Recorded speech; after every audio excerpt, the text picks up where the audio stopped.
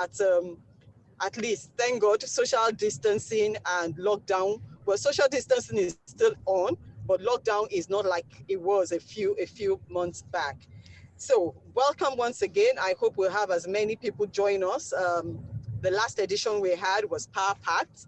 I promise you that this one is also going to be very, very much same, also power packed, because we're going to continue the discussion due to popular demand on the role of politics in nation building.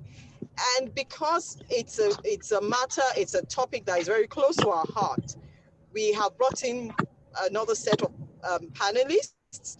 We still have our old panelists in the house. I know that Senator BK and Senator Joko are already part of this second session. They are here, even though not as panelists, but we might need to refer to them. But we also have a panelist for today in the house, and I would leave that to the moderator to introduce later. We have had a fantastic year. JCI, Nigeria Senate Association, was meant to host the AMESA Summit, Africa Middle East Summit Senators Association. That's what AMESA is. And we were meant to hold our summit in September. We all know what has happened all over the world due to the pandemic. And so we are officially announcing that the AMESA Summit, built to hold in September this year, September 2020, has been moved to September 2021. We have a year now to plan ahead. So for those who have registered, your registration is still intact, and we all look forward to 2021 by God's grace. We pray that all will work according to plan. So AMESA Summit will hold in September 2021. The second news is that the Africa Middle East Senate Association held elections a few weeks back, and we have a new set of executives. We have a new AMESA chair in person of Senator Shadi. We have the Secretary General in person of Senator Rad Subrati. He was the one that gave the opening remarks at our last length series. He's a Senate chair from JCI Mauritius. And from Nigeria, we have the Treasurer, Senator Demola Alade. As Vice President, we also have from Nigeria, Senator Bayo Morakinyo. He used to be the Secretary General of the AMESA. And we also have other Vice Presidents from Lebanon, Senator Fadi, from Cote d'Ivoire, from Benin, actually, we have Senator Colette, and from Cote d'Ivoire, we have Senator Manu. Today, joining us live on this Lent Series 5, we will have the new chairman of the AMESA in person of Senator Shadi to give us the opening remarks. I ask that you sit back, relax, enjoy, get on the edge of your seats as some comments will fly, because politics always brings out that passion in all of us. I wish you all a lovely afternoon, and I hope that you do enjoy the session. Over to you, Mr. Moderator. Well, we'll have our opening remarks first, and then we'll have the moderator give us the next, the introduction of the panelists into the series. Thank you very much. Thank you, Senate Chair. I think the first thing I do is to welcome the AMESA Chairman to give us his intro. Over to you, Chairman. Thank you very much, and good afternoon, good evening to all of you. Thank you all for hosting me tonight. You're muted. Great. This is the goddess of technology, always. Now you can hear me. Yes. Yes. Okay. Well, thank you again. Good afternoon to all our senators. Thank you very much, Madam Senate Chairperson, for this hosting and for inviting me to this beautiful series. I must say that I've always seen your activity And I truly salute you for all what you're doing. I think JCI Nigeria is the largest organization in Africa and Middle East, and one of the largest worldwide. So we always look up to you, and you truly showed us what a Senate Association can do for our organization. This series came in time with everything that is happening, and I think being online today and being present is very important for us as leaders, and it's very important to show our value and what we can support with our ideas and our experiences. Because if a senator can do good to his organization is to give his experience. We've all been into the age of 18 to 40. Some of us are still there, they're enjoying it. That's beautiful. But for those who passed that age would remember how challenging was it when we were in that age group. But now we have a lot of resources that we can give to our organizations, we can give to our members, and most importantly, it's our time and our knowledge that I think are valuable more than anything else. So thank you for being there. Thank you for giving the time for this series and for the great experiences you have. And I truly hope that we will be seeing more of these projects. And surely as the area Senate Association, we would need your experience. We will work closely to develop more programs like these on an area level. Now, some of your senators have asked me to shed a light a little bit about Jordan. I don't know how many of you have visited Jordan before. By show of hand or by show of an icon, you can give a sign. But okay, I don't see any so far.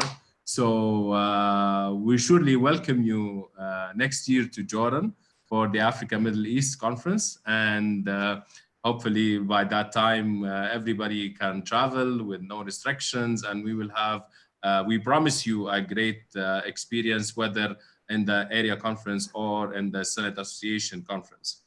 But Jordan belongs to the region of that is well known as MENA, which is Middle East, North Africa. And in that region, you have 22 countries, which also are members of the Arab League. So basically, they are also known as the Arab world. Now, in the past, this region was all one country. But then, as I'm sure many African countries have witnessed, we had colonization by the British and the French. And they kind of divided countries between them. And mostly those who were under British colonization became monarchies, and those under French became republics. So Jordan was under British, so you can tell now that we are a constitutional monarchy, meaning that we have the king and the royal family who are part of the execution in the country, and they have a say in certain decisions. And also the king has a prime minister who is responsible for execution with his team of ministers. And then you have the parliament, which is half of it is being elected by the people, and half of it is being assigned by the king. So you have the Senate and the parliamentarians who represent normal people or citizens of the kingdom. And of course, then you have the court, constitutional court, and all the judging body, which is the third body in the formation of the country. Now, I was telling you that there are republics and there are monarchies in the Arab world, but for Jordan, we were one of those countries who got their independence early in time. So next year, we celebrate 100 years of the establishment of the kingdom. But you can tell, I mean, mostly other nations were independent between the 40s, 50s, and then in the 70s. But if you look today at the region, we have to say that, you know, monarchies have proved to be better for people. The monarchies were more developed as countries than those who went into republican states. Now, there's a lot of debate about that, of course. And the nice thing in Jordan, we have a very high level of democracy, so we can discuss any subject. If you come to certain ideologies, you would consider that the monarchies were, you know, belong to the old age. It doesn't make sense anymore. Nevertheless, in this region, it proved that this is the best solution, and that could develop the country and take it to or make more prosperity for people. And I wouldn't say that this goes against democracy, because the democratic part is only when people elect their representatives in the parliament. Now, for the longest time, this somehow had proved to be a successful model. Although I must say that if you come to ask any average Jordanian now, is he happy with what is being done in the parliament, they would tell you no. And they would rather actually have the king dissolve this whole parliament and probably rule on himself with a team of trusted people. But of course, that again is not logical. You know, you need this system of checks and balances. So the parliament is there for a reason, which is to put the laws and to monitor the work of the government. Has that happened so far? I don't think it's up to the ambitions of the Jordanian people. We don't have ruling parties so far. The role of parties, political parties, is still not strong. Civic society is there and it is strong, but I might have a certain point of view on that. I don't think that a good, let me say, professional in civic society means that he's good in public service and he's good as a politician. Because politics needs a different set of skills, as those who work in civic society, and we're at JCI, we're all one of them. We are honest, we are straightforward. We believe that the brotherhood of men transcends the sovereignty of nations. In politics, I think you need a different set of skills. So probably I'm giving you some ideas probably for debate, but I mean, this is why I don't see people like us going more into politics, although we need to be there. We need to show more engagement.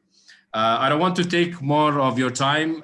Thank you again for this opportunity, and I look forward for the discussion today. Back to you, Dr. Hambi.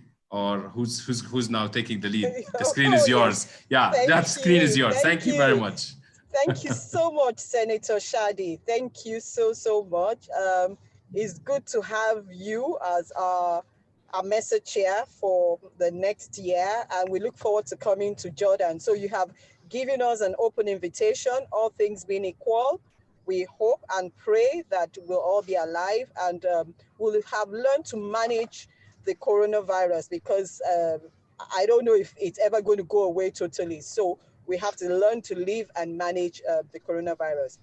At this point in time, I should say also that in Jordan was one of the best countries to control coronavirus. So far, we have 1,200 cases registered. So thank God we are good. Maybe just one word that I should also address. JCI Lebanon, I'm sure you've all heard about the explosion that took half of Beirut last week. We are really sorry for that, and we are also in contact with JCI Lebanon. I was talking to them yesterday. Thank God no member was hurt. Just one member maybe lost her cousin, which was really very terrifying and heartbreaking. But this is life. Nevertheless, now Jordan does not have direct borders with Lebanon. I've seen a lot of messages asking about us. We're good, thank God. But of course, that explosion had all touched us, but maybe in our hearts, as I'm sure to all of you. So let's all pray for Lebanon. Thank you very much, Mr. Chair Shadi. Thank you, thank you, thank you. Yes, and our prayers and our thoughts are with JCI Lebanon and everyone in Lebanon. Thank you. So we dive into the program for today. And I'm going to hand over at this point in time to our moderator, Senator Sylvester Chiemeka, who is going to moderate the session and introduce our panelists. Thank you. Thank you, Senate Chair. Okay, I think we don't need further introductions. We just go straight to introduce the panelists.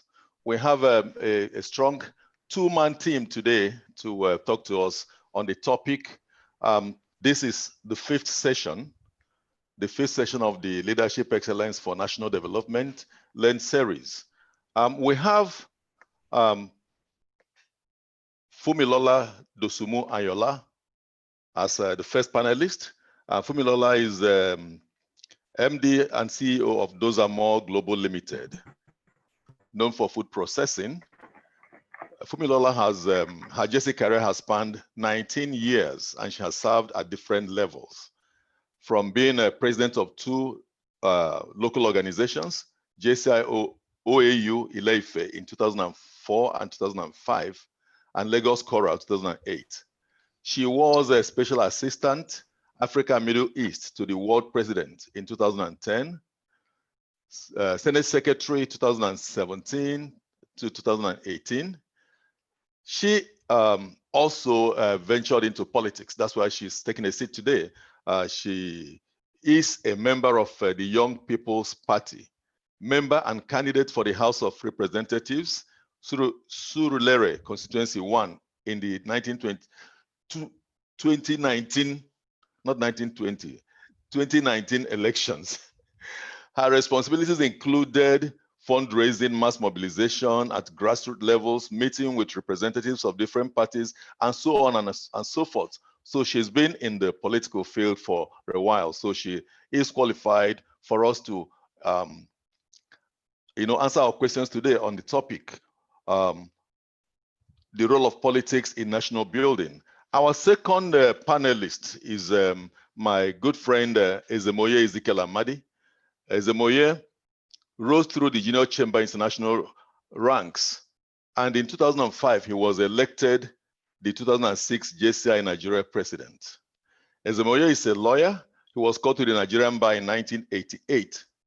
He joined the political terrain in 1990 and was elected chairman of Ikwere local government chapter of the now defunct NRC, National Republican Convention, in 1993.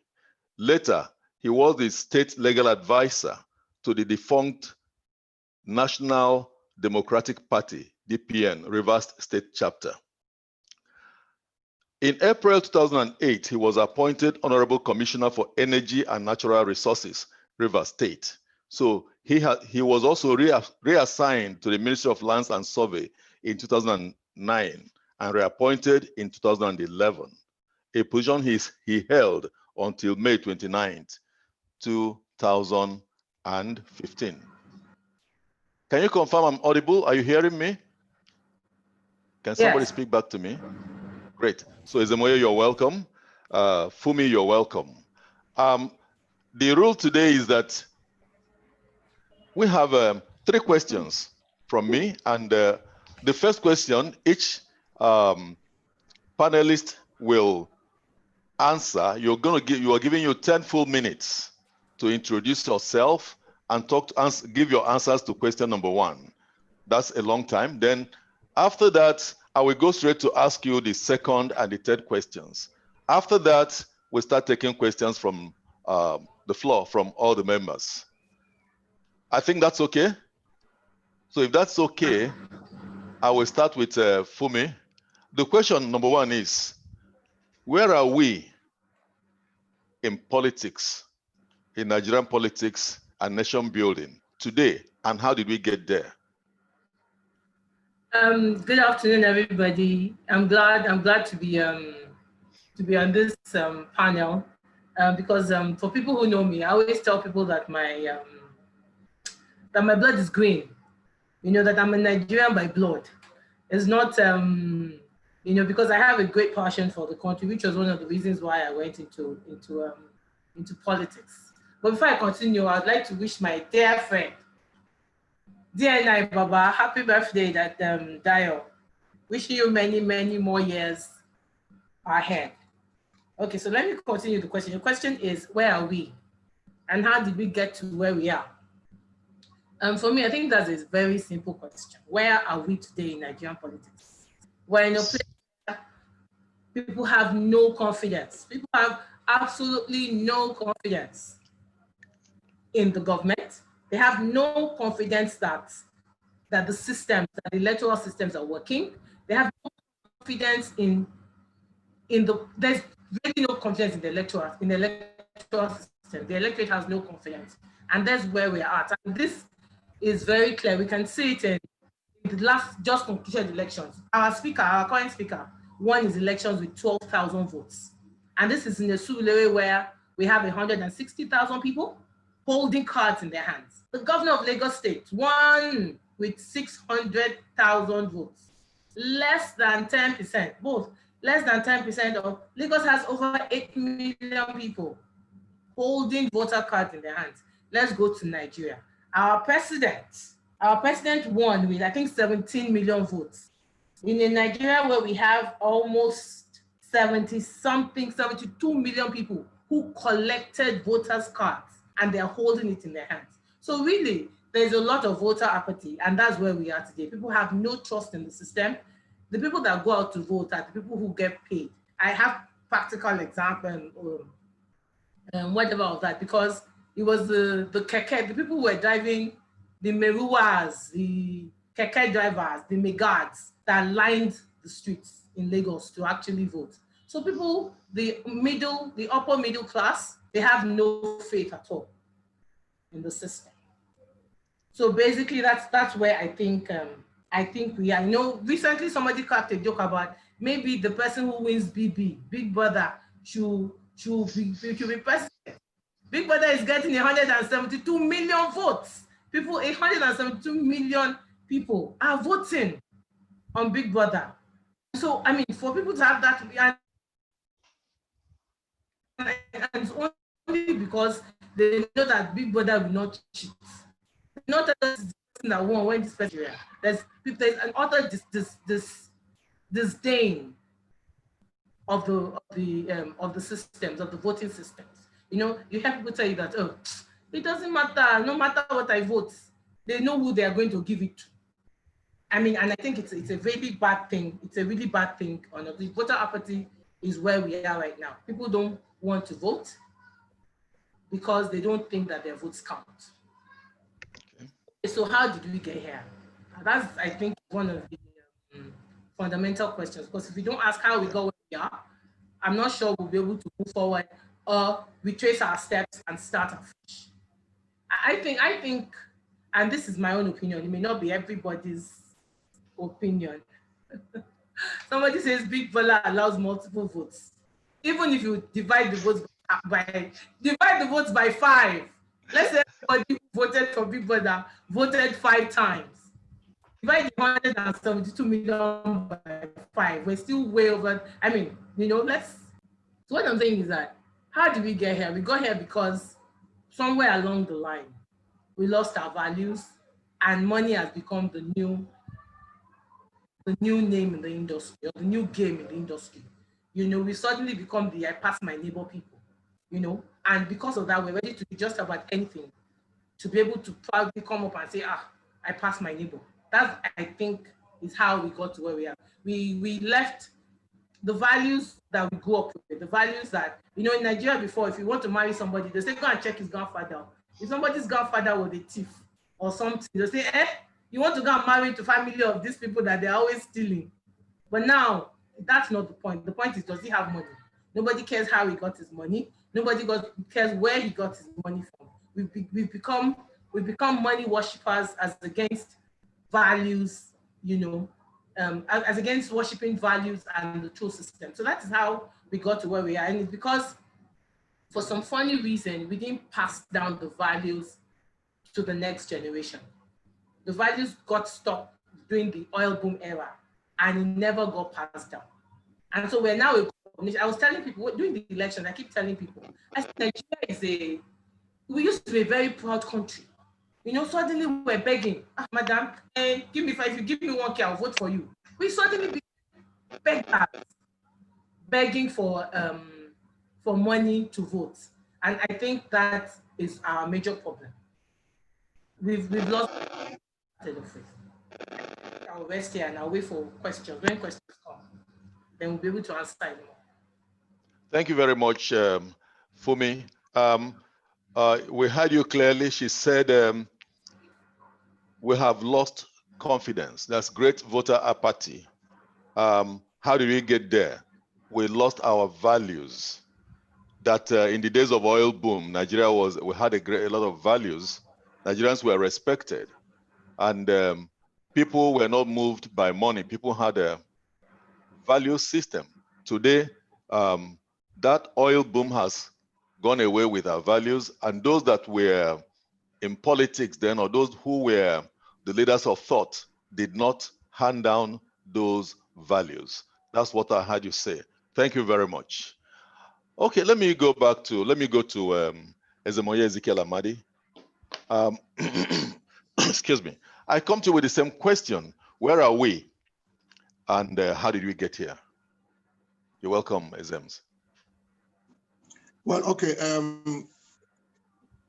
Can everybody hear me? Yes, I can hear you. Yes. Okay, good. Good evening, everyone. Sylvester, I'm happy to see you again. I'm sure if you had met me in the Market Square in Port Harcourt with my new looks, you would just walk by me and not know that this is Ezemoye. I'm also seeing Patrick Bob Egbe. Unless you're not speaking. If you're speaking, I will know you. Thank you. I'm also seeing Patrick Bob Egbe. I haven't seen him for ages. And I saw Newton Levi is here. Then one of my colleagues, Gogo Charles, he was commissioner for budget. He's not a JCI member, but I think he's also here. I want to say a special hello to all of you. Thank you so very much, Chief. Yeah, Sylvester, you missed the way you were introducing me. You missed the fact that, like Fumi, I was also a candidate for the House of Reps, Ikwere Emowa Federal Constituency last year. Those of us in Port Harcourt, in Rivers State, know what happened, but that's behind now. It's one of the things to do, one of the consequences of our being where we are. Now, let me say that whatever opinions I'm going to give here are strictly my personal opinions, and honestly has nothing to do with politics. The opinions that I have formed based on my experience and based on my interaction with the Nigerian society so far. Where are we? I can say, I think Fumi was being nice. I can say that we are absolutely nowhere. We are nowhere. I agree with her that one of the fallouts, one of the consequences of the oil boom was that materialism crept into the fabric of our national psyche, you know, materialism, and it kept growing until it has gotten to the point today where it controls everything that we do, materialism. Materialism is what is responsible for the level of corruption in our society currently. Materialism is what is responsible for the huge volume of trust deficit that we have today in our society that is also affecting us. Materialism is what is what has led to the kind of unhealthy competition in our society that is causing us very grave dangers, north, east, west, and south. So I think that if you ask me that question and I want to answer it very frankly, we are nowhere.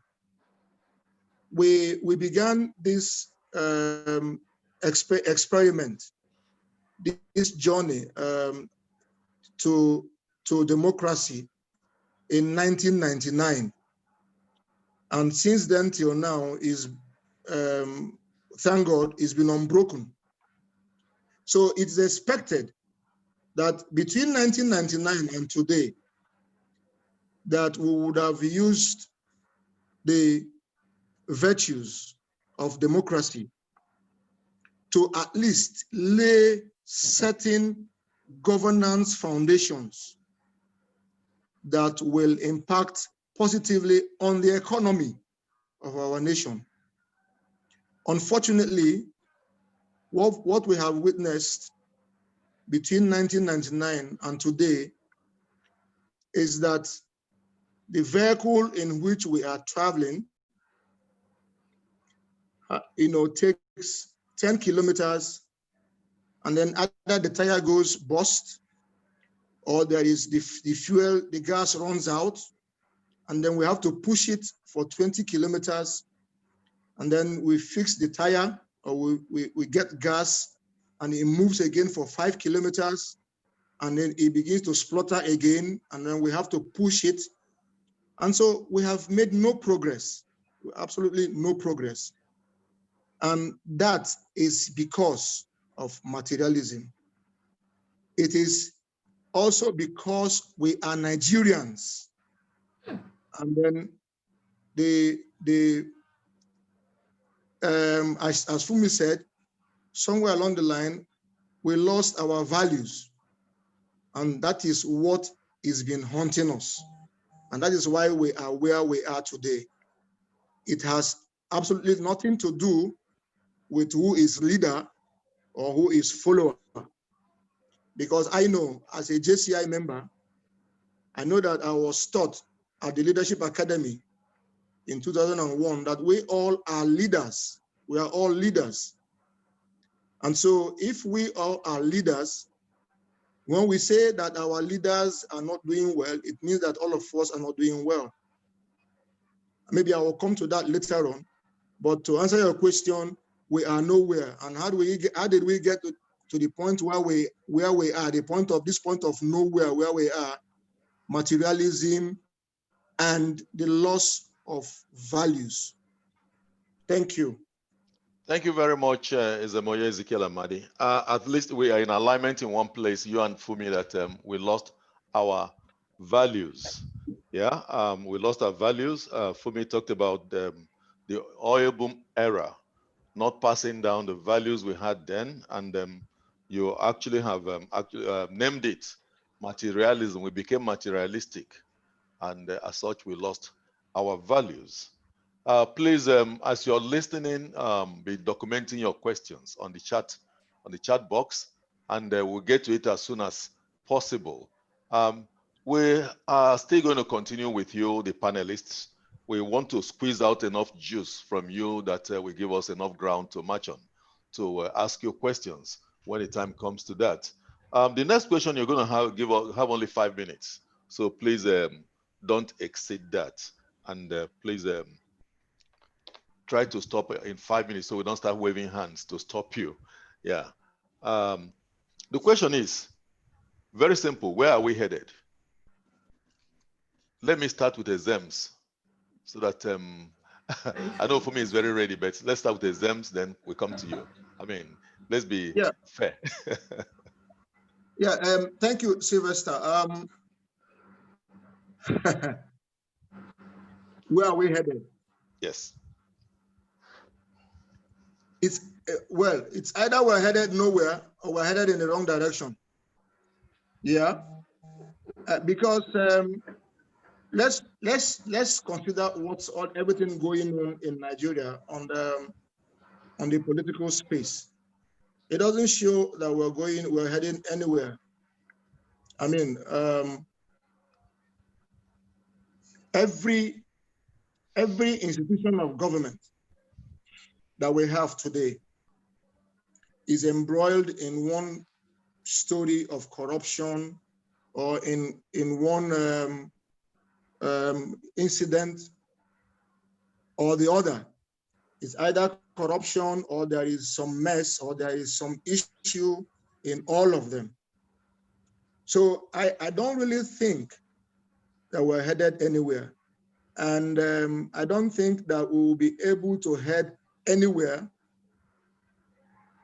if we do not do what I'm sure in the course of this discussion I will come to, perhaps when we come to discussing what we need to do if we must move forward. But right now, I can tell you that we're not headed anywhere. We're not behaving like people who are headed anywhere. I mean, for instance, if you are in a plane and you're flying, you will see either your shoulders will be shaking or your head will be shaking or something. The same thing if you're in a vehicle or if you're in a train. So if I see a picture of you and then you tell me you are in a vehicle and you're traveling and no part of your body is shaking, then I will know that of course you are static. You're not going anywhere, you're not moving. And that's the point where we are. So we're not headed anywhere. We're not headed anywhere yet. We're not headed anywhere yet. Okay, thank you, Ezems. I heard you clearly. You said we are static, no motion. We're not headed anywhere. Okay, Fumi, let's come back to you. Okay, so thank you very much. Ezems, you're right, but I wouldn't say we're not headed anywhere. I'll say what is happening is that we put our trust in the wrong things. We put our trust in things like godfatherism and stuff like that. And so for that reason, we're headed in the directions that the godfathers are taking us, which for me is downhill. You know, I remember when during this last election, a doctor won the House of Reps in Sule, in Mushin, and he went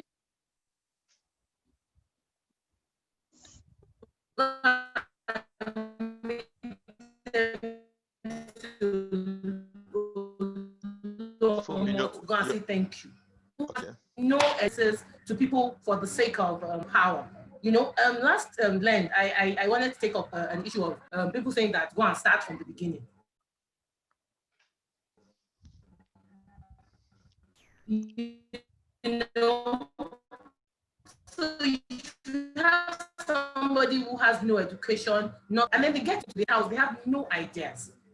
You know, they say the people who have ideas never get into the government. The people who are in the government have no ideas whatsoever.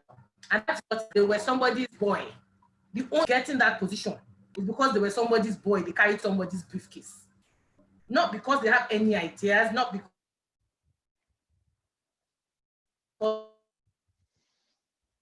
they have any other kind of qualification in my briefcase. So between forward to run for office, and the guy hasn't been prepped, he doesn't know anything, he just goes there and he's sleeping. He's sleeping throughout the entire session. And then we claim we have put our, I said, in people who want to throw their power around. You know, I believe that what we need to do in Nigeria, where we're heading to, if we don't stop and have a rethink, we unfortunately for us, we are also armchair people in Nigeria. We sit in our houses, cool, and make all the comments in the world. Nobody comes out to do the actual, and that's why I support. Last week, Senator Joko said, how many people on this floor actually went out to go and vote? I tell people that for 4 years, you work hard. You work truly hard. And then the 2 days in the 4 years, you're supposed to work smart. You will sit on your bed and raise up your leg and say, I'm tired. The 2 days when you're supposed to make a change, you refuse to. So where are we heading to? I think that we're headed to a point where, okay, so let me twist it a little. In the last couple of weeks, I've been hearing a few things. A few people have been coming together. And I strongly believe that we have young people now who are thinking, we can't go like this. So I sense that there's going to be a lot of friction going forward in the next 2 years. Yeah, we're having challenges with your audio. Within parties, because parties are what we're heading. So only 2 parties in Nigeria. This is Nigeria. So people will tell you that, yeah, there are only 2 parties now, APC and PDP. The truth of the matter, no, we haven't even. We have been brainwashed over the years, and we're living with that brainwashing. So if you ask me, Ezems is right. For us to head somewhere, we have to do a drastic change. Like they say, doing the same thing in the same way and expecting a different result is the definition of madness. Thank you. Thank you. Thank you very much, Fumi. I heard you say that we're following the footpath of the Godfathers, and we're going where the Godfathers are going, and the Godfathers are going downhill.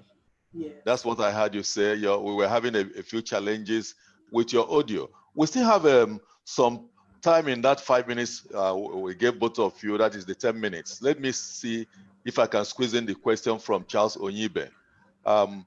Charles said, "It's for both of you. I think I'll start with Ezems so that Fumi can just have a break. Then we'll come back to her with the same question. How do you mean we are nowhere? We have gone to the polls severally, and you are saying those of us who went out to vote wasted our time, because it's discouraging when you say we are nowhere and headed nowhere, even with constitutional conference." Ezems, how do you respond to that?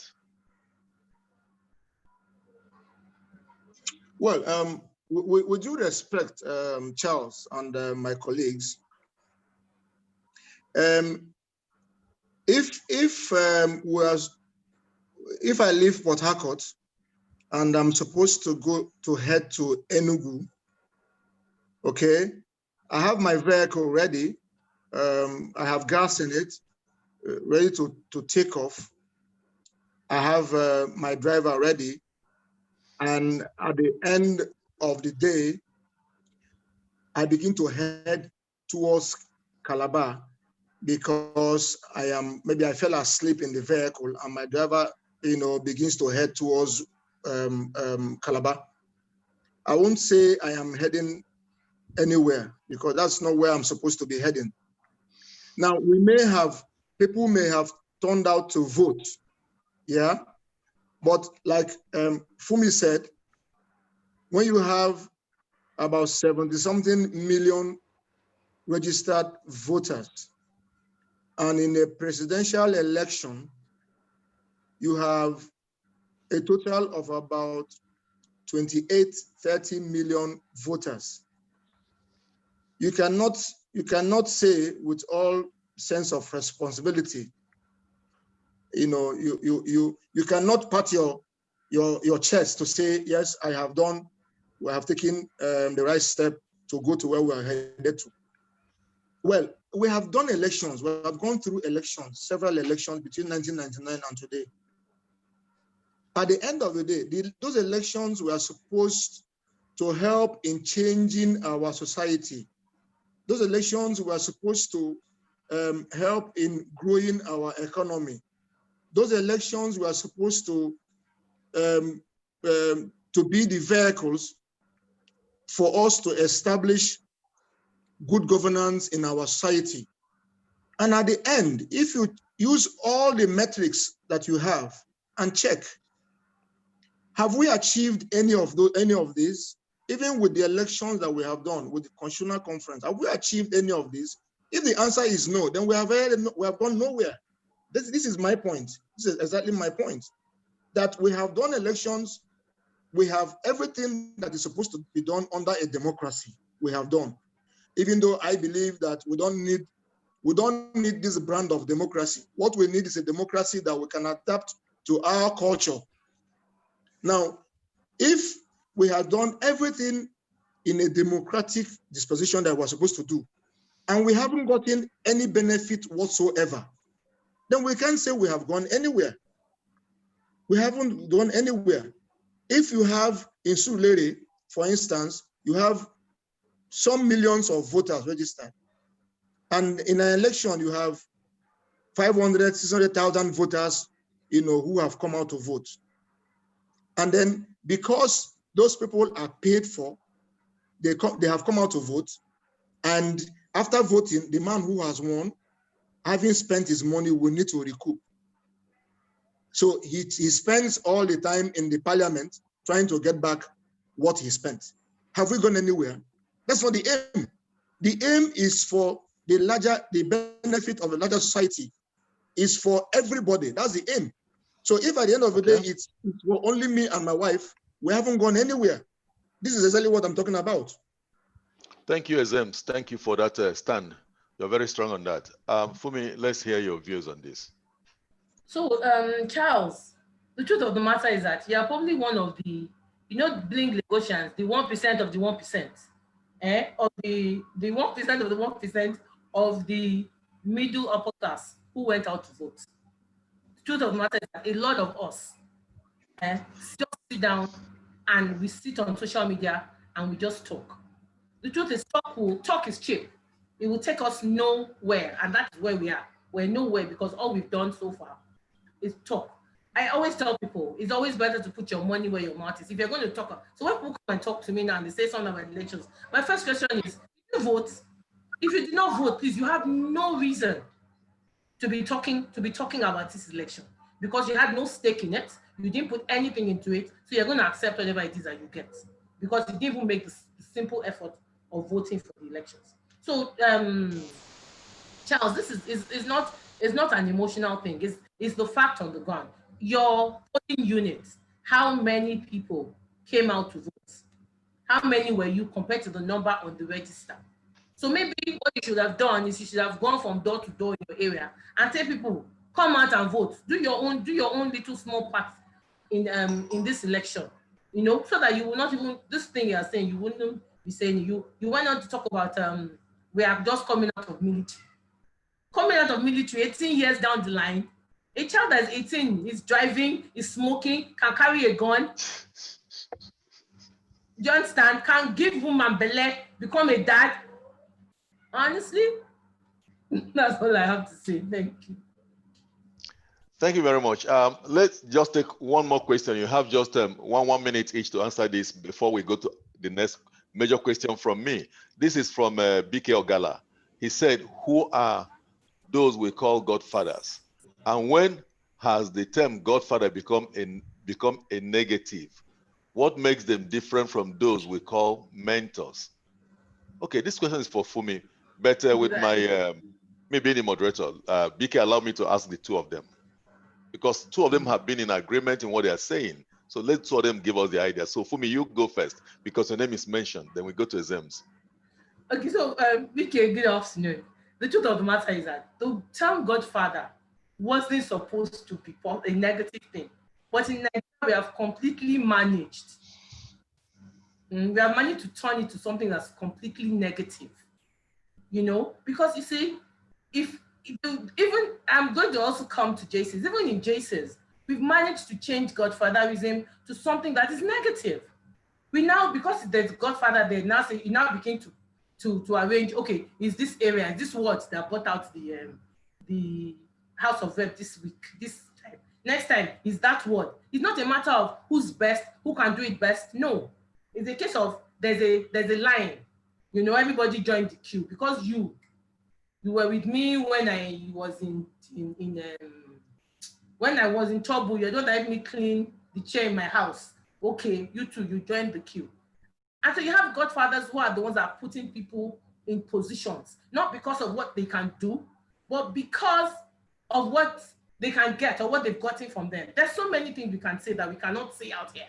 Things that we have heard and things that we have seen that if we say it out here, it will be like we're just, The truth of the matter is that godfatherism in Nigeria is completely negative, and I don't think anyone can take that away.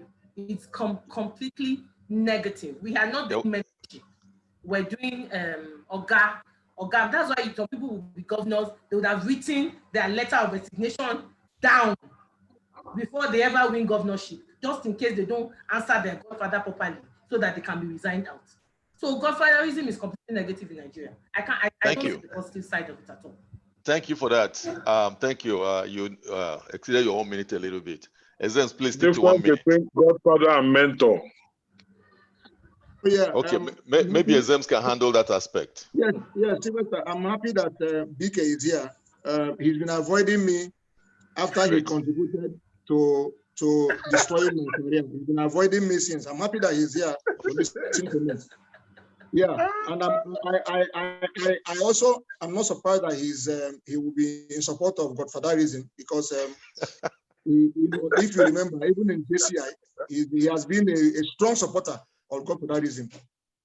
Now, the difference between the mentor and the godfather is that the mentor takes you along and teaches you, exposes you to different scenarios in life.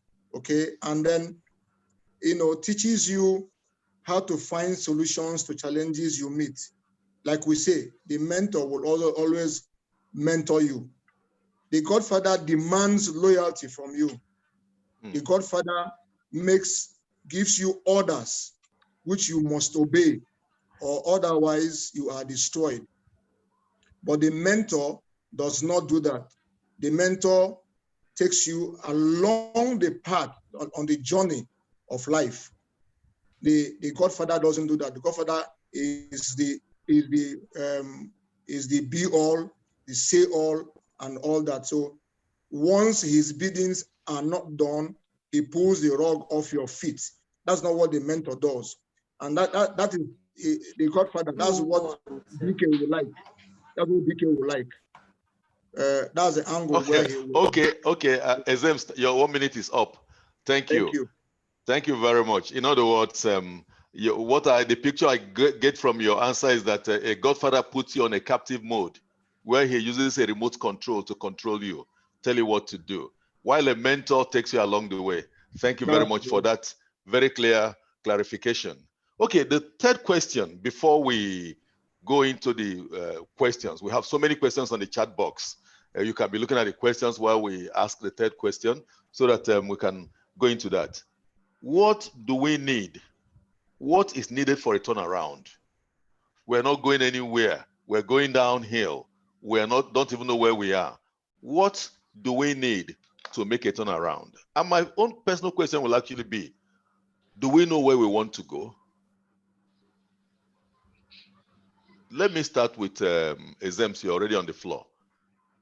Yeah. Okay, Sylvester. Yeah. Thank you. I think I have an idea where we should go, and that has molded the answer I'm going to give to you. First and foremost, let me not beat around the bush. I'll go straight to it.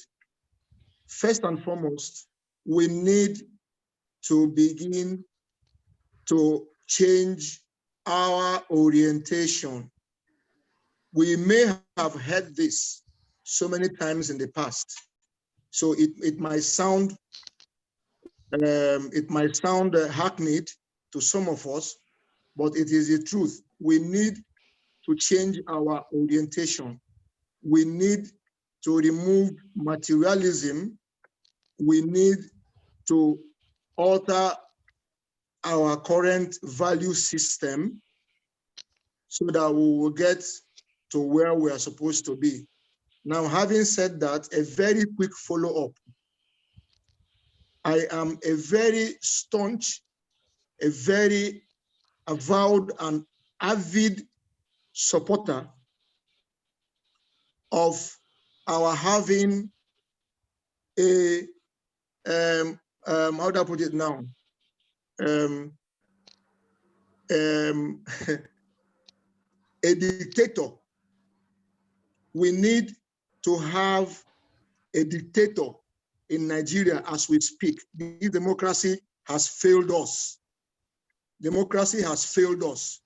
We need to have a benevolent dictator so that everybody can be whipped into line. If we continue this democracy, PDP and APC and YPP and all those names, things will only get worse. And of course, we agree that every year we are not making any movement. We're still at a spot, and that spot, rain is beating us, the sun is hitting us, the Harmattan is hitting us, and we're not making any progress. We need a benevolent dictator who can change, first of all, our orientation, and secondly, make us establish a fresh value system that will make us realize that the society is for all of us and not for a single person. That will make us realize that you don't have to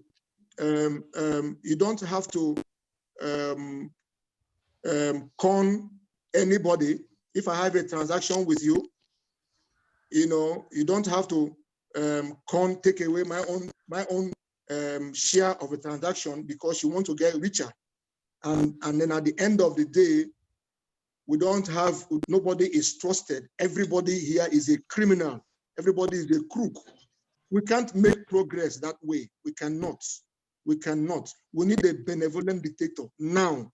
Otherwise, look, this place will one day we'll wake up and Nigeria is no longer in existence.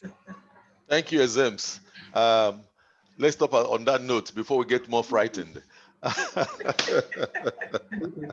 Let's go to Funmi, and Funmi, what's your thought on this? Okay.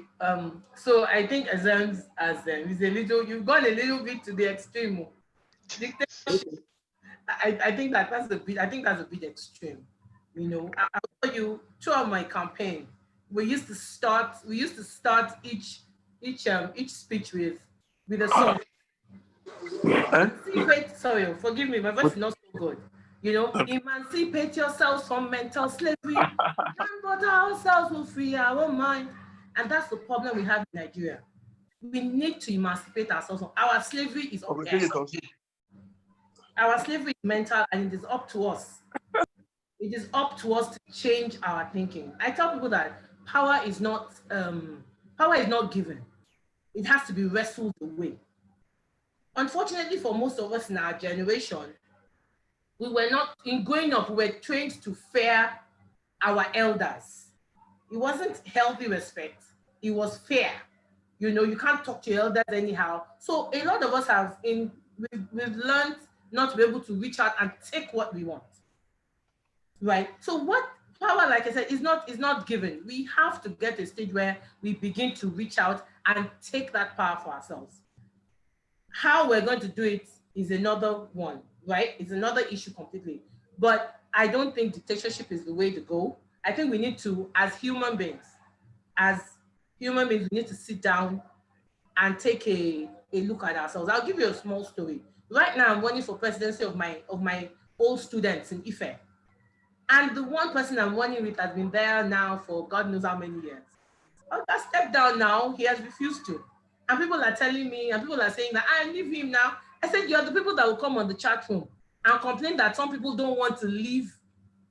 Some politicians in Nigeria don't want to leave. They want to stay there, make room for a younger person, make room for fresh ideas. And yet when it is your time, to do the same thing, you refuse to. So the truth of the matter that we first of all have to have a personal reawakening. Put your money where your mouth is. Don't just talk. Begin to act. That's what I think is the way we're going to go forward. Thank you. Thank you very much, Funmi. Thank you. We start picking the questions from the chat room right now. I had a question by Patrick Bob Egbe, and this question goes to Ezems. It says, having served in government in the past, could you share with us 3 things you will do differently if you have the opportunity to serve again? Ezems. Well, first of all, I'd like to pursue very vigorously the automation of our levels of governance. We need to have less physical engagement with each other and see how we can do things more online, particularly as it is today with the pandemic. I'm sure that we have come to realize that we can hold this kind of a session without having to physically meet at a particular point. So I would first of all, I would like to pursue to have a lot of processes automated. What we in local parlance we refer to as computerization. I'd like to pursue that. And then secondly, I'd like, to have a situation where our people, the larger society, will be able to hold me accountable. Okay, there must be a process whereby I will be called upon to explain my actions in government and the steps I have taken, perhaps even my challenges. I should be held accountable. It shouldn't just be a question of, Shamo, my children's school fees, or my father is ill, my mother is ill. There must be a process by which I should be held accountable. And one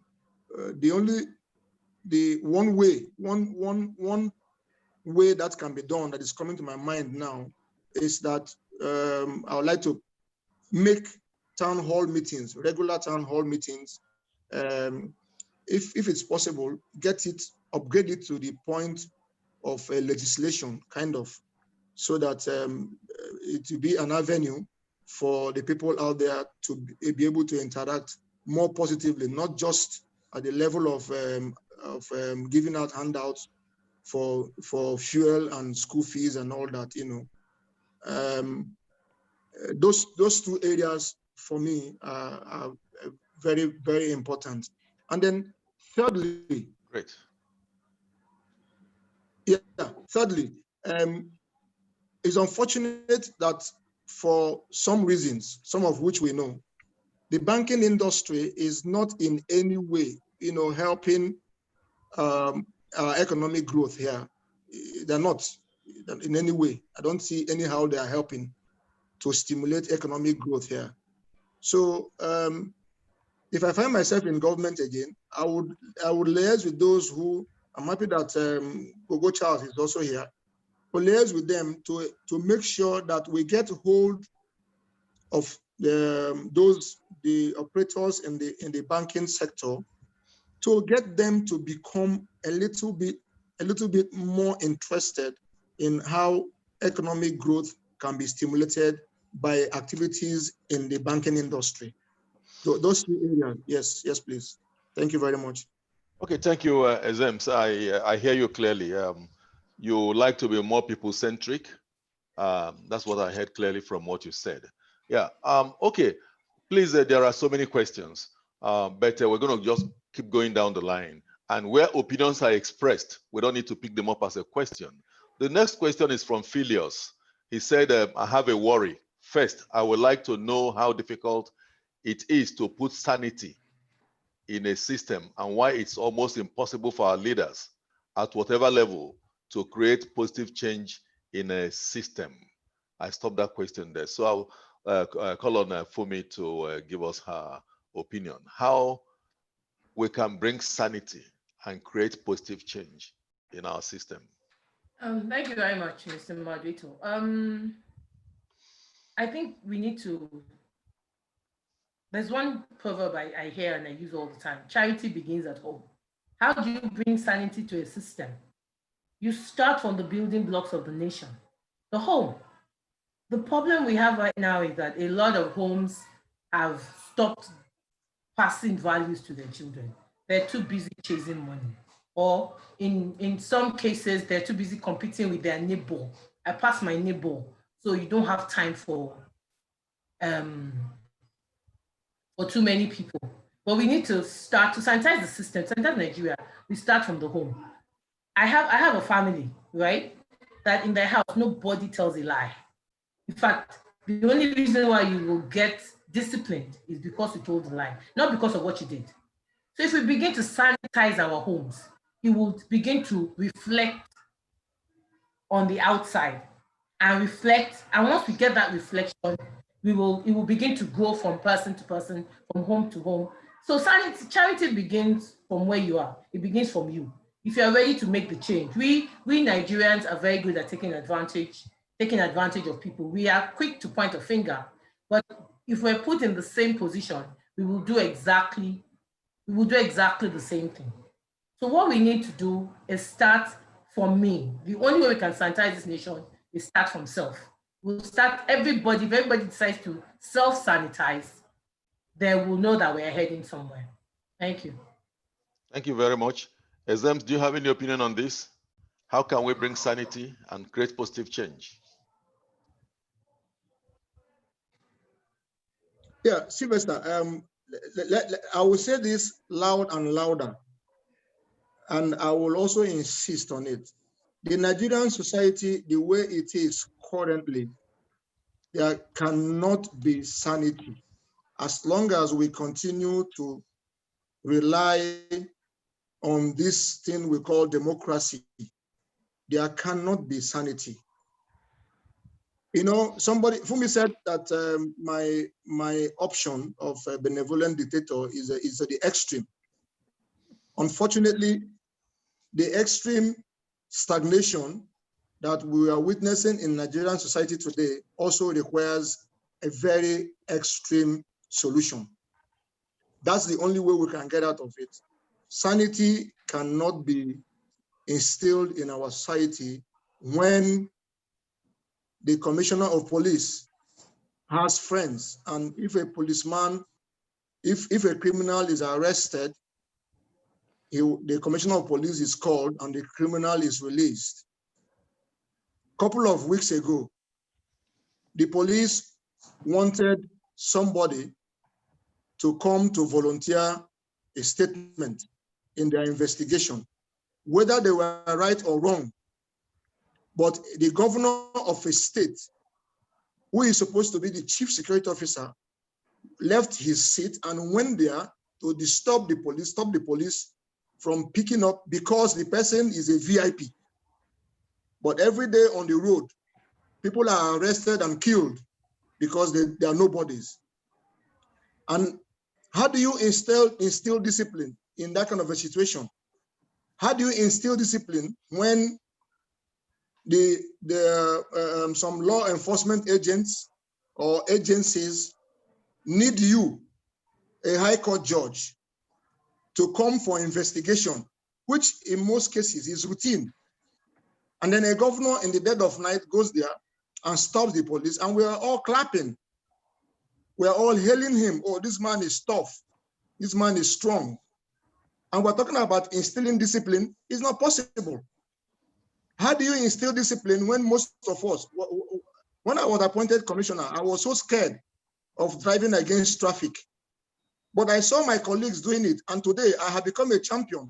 Even after I've left office, I still drive against traffic. I will do it because heaven will not fall. Heaven hasn't fallen before. So how do you instill discipline in that kind of a society? So that's why we need somebody with very strong hands, somebody with the whip, so that by the time 2 or 3 people are whipped, everybody else becomes scared. If, for instance, those people who ran NDDC aground for so many years, and all they did was line their pockets, if you fish them all out and give them the Chinese treatment, everybody else who goes there will become scared, or they will shoot me. Everybody will become scared, and people will sit upright and do the right things. But the way we are, There's so much impunity we have in our society. It's totally impossible, as long as we are relying on democracy, it's totally impossible for us to instill discipline here. It's impossible, I can tell you that. No way. Thank you very much. Because, Ezems, thank you. Sorry, sir, the policeman on the road. Oh, okay, Thank you. You said enough, we've heard you. You made your point. You made your point. Going to a question from Sandra Ekene, I think they've answered that question. What do we need to start doing differently? Ezems said, until we get the dictator, the benevolent dictator, that's the only way we can go forward. And I think we just go to the next question. Kalada says, would restructuring help? Let Fumi, is Fumi still online? Yes, I am. Okay, please. Can you hear me?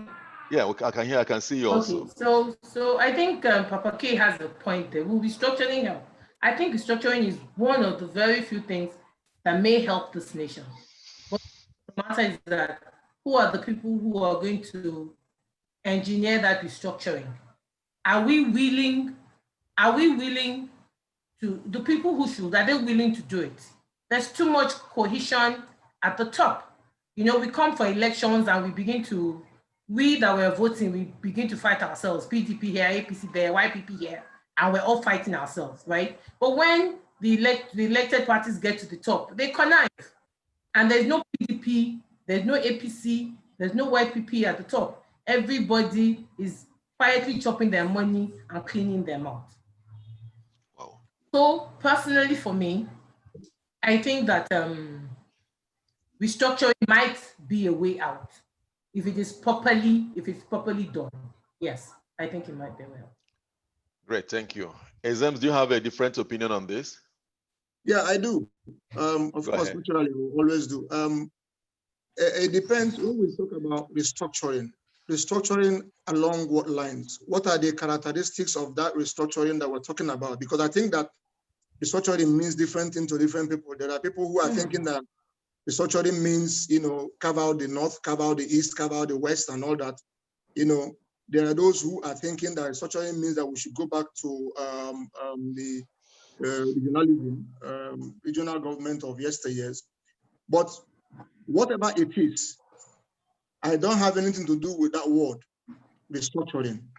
I think that rather than restructuring, we should strengthen our institutions.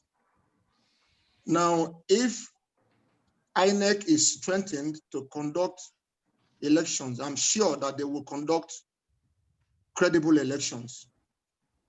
If you have, for instance, the EFCC and the ICPC, and they are strong enough, I'm sure that if we have all those institutions, you know, in place and they are strengthened, restructuring will naturally come by itself. I'm sorry, I have to use this weather beating example of the US. The president hardly, you know, there are areas that the president cannot dabble into. The system, those institutions run based on plans of action, on the, you know, the direction that they're supposed to head. And so the president is not, no matter how much executive powers he has, he will never be able to interfere with the running of those institutions. We don't have that here in Nigeria. It's either the president is executive president or the head of those institutions are executive heads. And, you know, as usual, they are the ones who decide on budget, who decide on who gets what and all that. So rather than restructuring, I think we need to strengthen our institutions. And again, it takes me back to my stand. The only time that can be done, given where we are, this point of nowhere that we are, the only way that can be done is that we have a benevolent dictator, even if it is for 8 years only. These things will be set in place. Only 8 years. Only okay. 8 years. Thank you very much. Everybody after that will follow. Great. Thank you for your opinion on this. You actually were thinking in the same line. I think I'll just put the same question to you that Bob Egbe sent. He said instead of a benevolent dictator. What do you think about strong institutions of governance, including the rule of law? Can you address that in 1 minute? Yeah, before I get to Fumi. Very wonderful, very wonderful. But you see, the issue of rule of law will also be difficult given our setting, our current setting, because everybody seated here and part of this interaction today knows that the judiciary is rotten. We all know that. Let us not hide it. It is. Judiciary is rotten. I'm a lawyer and I know what goes on there. I will not go. Even Kwame knows.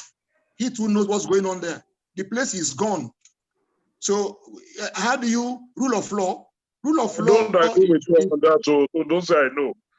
No, you won't agree. We never agree on that. I will never.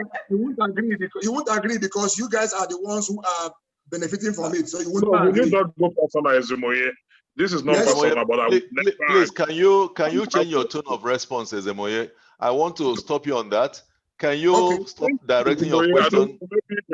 Because I must say, I earlier said I was avoiding him. I thought it was a joke, but I'm shocked at his response. Kwame, as a moderator, I'm calling him to order. Allow me to call him to order, please. That wasn't a joke, but I take the hint from Sylvester. But that wasn't a joke anyway.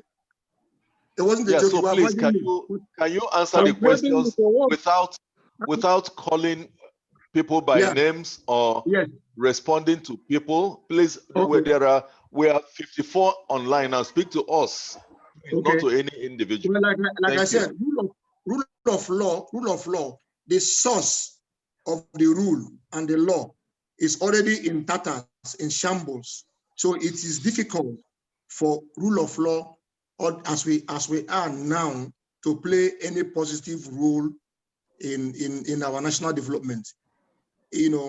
Otherwise, in those climes where the judiciary, which plays a major role in the principle of rule of law, when the judiciary is intact, the judiciary is incorruptible, at least has some measure of sanity, some measure of integrity, then of course, perfect, rule of law. It will help us checkmate the level of impunity. It will also help us to instill that discipline that we require, the sanity that we require in our society. But that's not possible now because the judiciary is as far as I'm concerned, judiciary is non-existent. In fact, I call it juju-shiari, not judiciary. I call it juju-shiari. That's what we have here in Nigeria. That's strong. That's strong coming from a lawyer. That's very strong coming from a lawyer. Yeah, but that's your opinion. Thank you very much. Fumi, what's your opinion on this? Having strong institutions and the rule of law. My question is, I'll ask a question. How do you strengthen the institutions when the average Nigerian is completely corrupt? All he's waiting is for his own time. And then when he gets there, we faint. You understand? But that's all we're waiting for. Everybody's waiting for their own turn to do their own chopping. So how do you want to strengthen, in a Nigeria where everybody is doing their best to want to cheat the next man? Like I keep saying, our problem is really not a problem. Government is maybe 30% of our problem. The remaining 70% is the people. The Nigerian people themselves are way too corrupt. Okay, so I get tomorrow, let me say I had won the elections. By now, everybody will have been asking me for an arm, a leg, 50 houses, everybody wants something from you. They will never even give you a chance to do what you're supposed to be doing.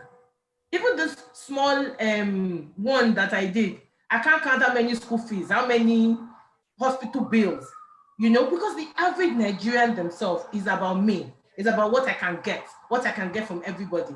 So even if there's an agreement to strengthen the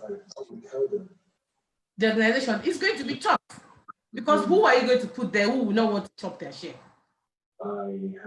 Okay, thank you. Just an opinion. I hear you people clearly. What I'm saying is that the political class has actually weaponized poverty and lack. Let me keep that aside and go back to the chat room. So each, this is from Detola Sobweson. He said to each distinguished panelist, having spent so much years in JCI and with primary objective of JCI aimed at creating positive change in the world, what can Nigerian politics learn from JCI? Number two, how practical can JCI's 1 year to lead run by Nigeria? Let me start with Ezems. I hope the question is clear. What can we bring from JCI to Nigerian politics? Look, Kelani, you need to mute yourself, please. Please mute yourself. Okay. Number one, I'm sure if all of us here ask this question, all of us will mention this one first. We need to teach Nigerians how credible elections can be held. That's number one. We also need to teach Nigerians that politics can be played without bitterness. It has to be, at the end of the day, every energy is channeled towards achieving set targets and not dissipate energy in bickerings and in quarrels. So I think that on the area of politicking, the area of elections, we need to import that into the Nigerian society. And my experience too, particularly while I was in government, is that this thing that we refer to as plan of action in JCI, which we follow religiously, does not exist out there in the Nigerian society. Every year there is this ritual that we usually go through: budget this, budget that, and all that. This amount of money, is expected income, and this is what will be expended and all that. Those things are, just there to meet the statutory requirements for the fiscal year. They don't follow them. Nobody follows them. So we need to also teach them that when you draw up a plan of action, which is detailed and all-encompassing, you need to follow it. You need to, because at the end of the day, this budget, we call it budget in local parlance, it's actually a law. After it's passed, it's an appropriation law. So you must follow the plan which you have laid down, because that's the only way you'll be able to measure how far you have gone, know the challenges along the way, and then know what's left and what time you have left to accomplish those things. So, number one, elections. Number two, politics should be without bitterness, and should be the target should be to achieve aims for the larger society. And then number three, well thought out plans of action must be articulated and followed to the letter. Thank you very much, Ezems. Thank you. Fumi, let's hear your thoughts on this. Please, can you make it in 1 minute? We have just 3 more minutes to go. I would only agree with Ezems on number three, a well thought out plan of action. If you ask me, I think in JCI Nigeria today, we're practically towing the line of Nigeria in politics. It's become a godfatherism thing. And that's my personal opinion. It may not be everybody's opinion, but it has become a case of, okay, it was this side of the country, it was the north that did it last year. So please let the South do it this year. No, then it's the, and when I was growing up in JCS, I remember elections. People, you go from chapter to chapter to sell yourself. But that doesn't happen anymore, because the person who's going to be next president already knows since last year. And so the person is lethargic, the person is lackadaisical, and there's no, and which is exactly what we have in Nigeria today. The person who's going to be next president already knows that, okay, so there's no reason for that person to want to improve self. There's no reason for that person to want to go out and sell themselves. The way I grew up in JCS, you go around chapters, you go and sell yourself for your position, for whichever position you want to find yourself in. But we don't do that anymore. We don't do that anymore in JCS. So I'm not sure what exactly we want to teach them, because I think we're really slowly towing the line of Nigeria of Nigeria in terms of politics in Junior Chamber International, Nigeria. Thank you very much. Thank you. Just a general advice, we have a lot of information on the chat room. There are many advices, there are many opinions, there are many questions. Even if we have this program till this time tomorrow, we're not going to be able to handle all the questions on the chat room.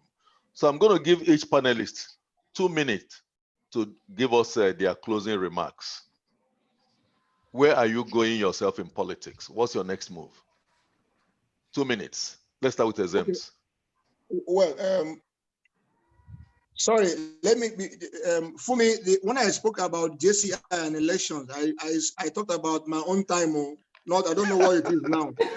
If you guys have relapsed into the Nigerian, that's what I'm talking about. Well, it's unfortunate, but I wanted my own, I was using my own, the template of our own time.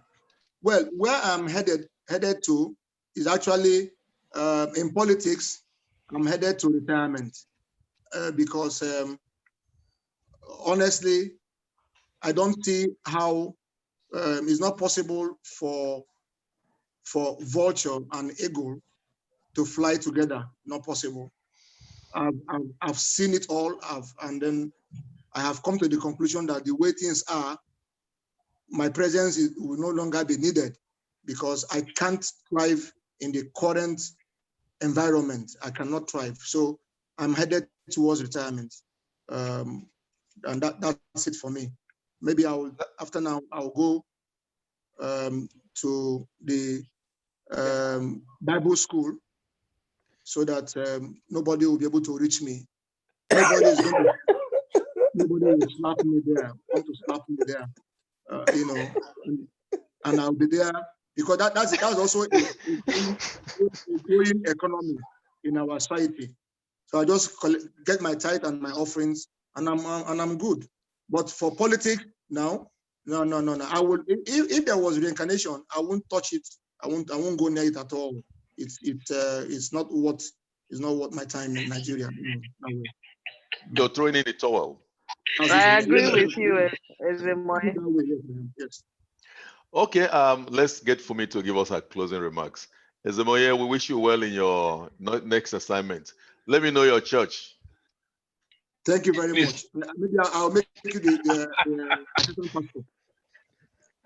I'm a pastor already. No, you'll be assistant in my own place. It doesn't matter. You'll be assistant in my own place. Thank you. Let's have Fumi. Thank you.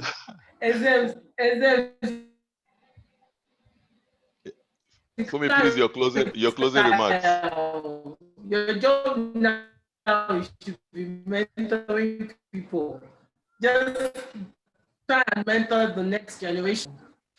Hello, can you hear me? Yeah, we can hear you now. Yeah, we started hearing you now. Okay, all right.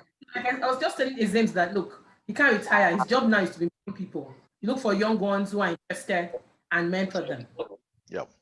I tell people that one of the things I went into politics was to see if I could make a change, if I could impact lives, and I found out that the truth of the matter is that after my foray into politics, I've impacted more lives than even while I was doing the elections. So it's my main reason for joining, being a technocrat in politics was to impact lives. I've done it and I'm doing it outside of politics. So if the people who call themselves politicians cannot be, are not impacting lives, then that's what I plan to do. I plan to continue to build my brand and we'll see how it goes from there. I can't say I'm going to continue in politics. I can't say I'm not. But right now, I think the best thing to do is to build your brand, impact the lives around you. For me, that's the most important thing. Thank you very much. At this point, I want to hand over the baton to Nneka. It's Senate Chair. She's back. She's here. Senate Chair. Okay. Wow. It's been a very fantastic time. And I seem to like the way it flowed. I know there's so many other questions that have not been answered. And like the moderator said, we can continue from now till tomorrow morning. Questions will keep coming up. We will still continue to have things we want to clarify. We will have comments. We'll have our opinion on what we think we should do. And I think that this is a good follow-up on the last edition of the Learn series. And I'm glad that we have the 3 panelists from that session on today's session, Senator Anifu Shekelani, Senator Joko Debumi, and Senator Bike Ogala. Thank you very much. I'd like to thank our moderator, Senator Sylvester Chiemeka. He did a good job. He was able to weave. I thought that I would see a lot of, action, but even with the action, I must say, Senator Ezemoye, maybe is this pastoral thinking that is starting to come up. We all know how fiery he used to be in the past, or maybe age is starting to set in and all of that. But the discussion we had this evening, I must say, was very, very useful and a build on what we had last time. And so, thank you, our dear panelists. I'm not the one to say thank you. I'm going to call on someone, one of our members in the diaspora. He has been consistent and attending this session, and I know he's based in Ireland. So I'd like to call on Senator Collins Olaniyan to give the vote of thanks and to thank our panelists and the moderator, and then thereafter I'll give announcements. The next session is next week, and I'll be giving more information on that. Over to you, Senator Collins Olaniyan. Yeah, thank you very much, Senate Chair. I appreciate you and the team for this opportunity. It's one of its kind, and hopefully we know that we have this. You have set the bar, and I hope, because I know you are rounding up for your term, but I hope that the coming board will be able to do more than this. Having said that, we appreciate the moderator. Good job. You are able to at least hold those people down. Thank you very much. And the panelists, it was a surprise to me when I saw Ezems with the new look. I had to go to Google to check him up again to refresh my memory, because I remember then when he was real in politics. You say Ezem Moye, all in small letters. I was asking my friend then, Tola and Ruti Sodiq, why this man normally like all the small letters? It's just want to carve out something for himself, but with a new look. And you see the same firebrand. Good to see you again. God bless you. And our woman, lady, I don't want you to retire now, because I think last week or thereabout, I read somewhere where they said most of the countries that were able to curtail this COVID, they are the countries that were led by the women. So where are you going? You have nowhere to go. We are expecting much of you. I'm talking of Senator Fumi. So don't retire now. Yes, I can hear. I heard Senator Joko too said maybe it's time to retire. No, you are not ready to. You have not gotten there. We want you at the top. Come and perform what the men, what we cannot do. Thank you for coming. We really appreciate you. Appreciate all the participants. It's not easy for the evening like this to come to the computer or wherever you are watching this. And we pray that the Lord will help us. If they say one thing I'm taking out of this COVID is this opportunity for me to be involved in the JCI Nigeria activities. Thank you very much, Chair and the team. We appreciate you, and we hope that we continue doing the good you have been doing. Thank you very much. Thank you very much, Senator Collins Olaniyan. And so we have gradually wound down to and come to the end of yet another edition of the Learn series. I'd like to say thank you to all of you, starting from Senator Titi Matters, who was the first person to log on that was not part of the organizers. So thank you, Alaji, for logging on. I try so much to pick names from participants. Please do pardon me if I don't mention your name. It's not deliberate, but I just like to thank everyone, past national presidents, Pascal Dike, Richard Ojo, and Senate Gabriel Idahosa. Thank you very much. Elders in the house, Senator Sheikh Sladipo, Godwin Moka, Godwin Doidong. Thank you, Senator Akin Akimbola. It's always so good to see you. I know that you hardly, but today you had to pass your comments. Thank you very much. Past chair of the Senate Association, Senator Bike Ogala, Senator Kanine Semiteje, Joko Debumi, Senator Fintan Ray, Senator Gio Shuaga. Thank you very much.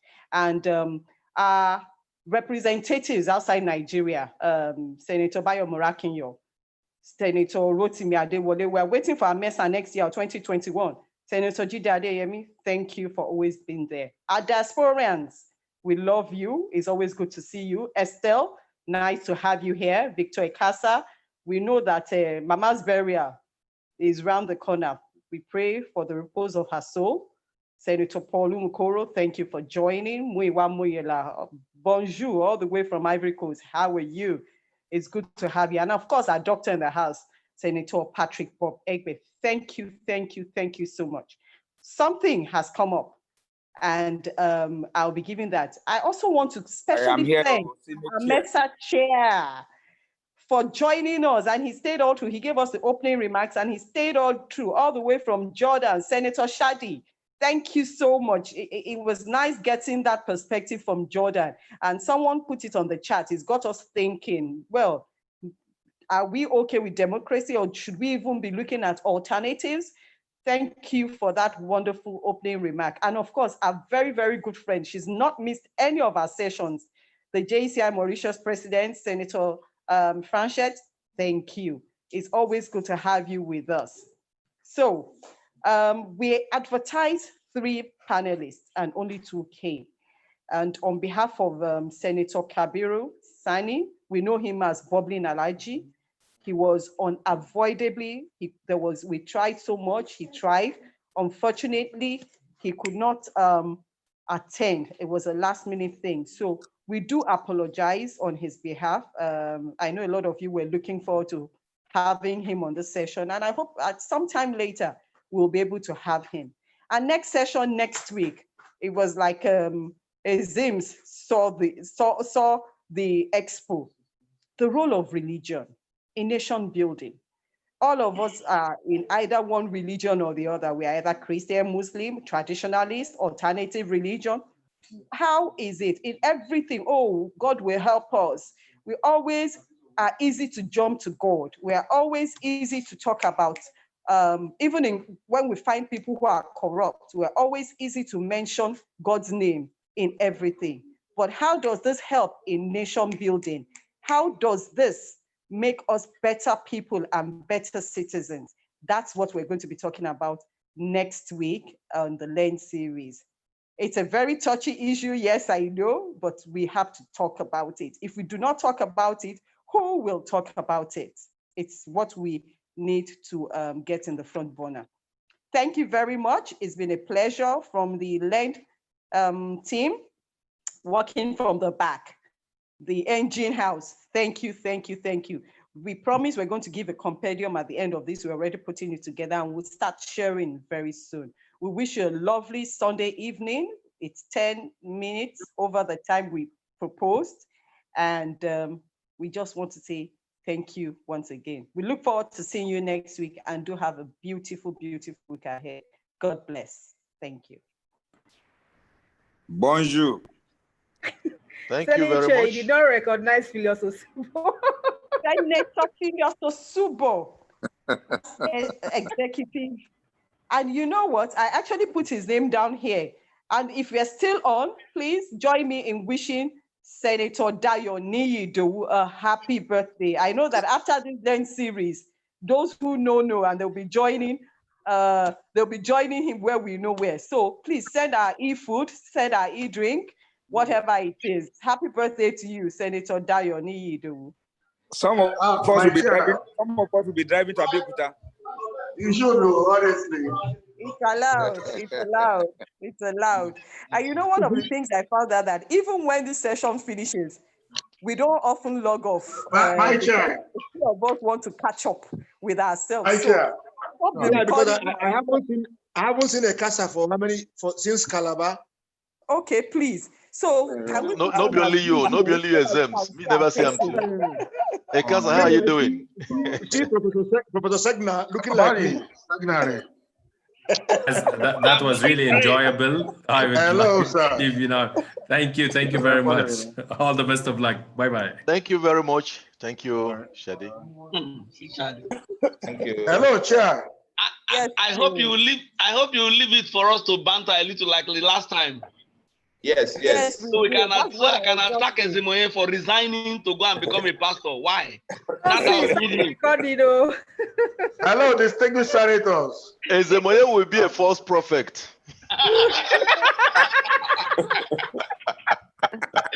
Hey, okay. Ezemoye, you are not resigning anywhere. We are in this thing together. I'm not coming to your church. You are not resigning anywhere. We are in this thing together. If you don't want me to resign, then you please change the environment. We will change it together. Change the environment and I will stay. We will change it together. What will make you stay? Ezemoye, let's talk. Let's talk so we can see what we can do together. Hello, Victor. When people like Kwame leave the environment, then I will stay.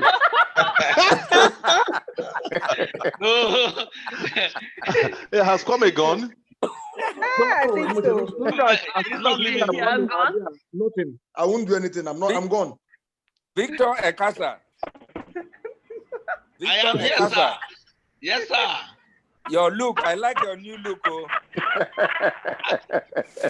I'm trying to be like them, Vicky and Ezems. Ekasa is looking aristocratic. That's what you have to grow beard. Now, you know, we are looking for technocrats and aristocrats. So maybe I'm preparing for Ezemoye is leaving. Maybe I'm preparing to go there. That's how you benevolent dictator. Beautiful. With your gray hair will make you the benevolent dictator. How do you know that? Because I made comment on that because we need to understand this benevolence. That word is very big. Benevolent. Dictators are normally young. You don't make old people dictators. They won't be active. But I'm not old now. Are you saying I'm with your white hair, you are old. Ekasa, you're not too young.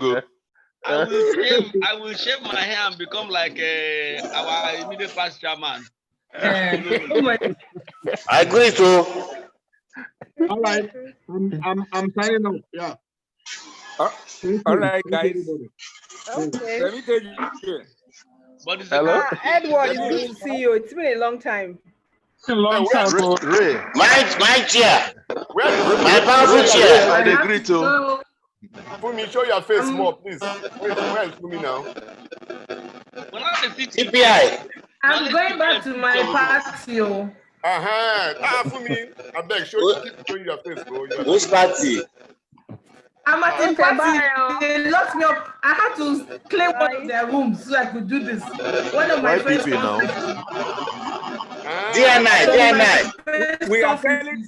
We are gradually telling ourselves. One of their rooms so I could do this meeting.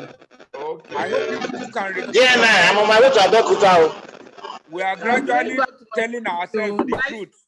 From in this organization, some party is playing out, but we are gradually telling ourselves the truth. Yeah, thanks to Fumi for bringing it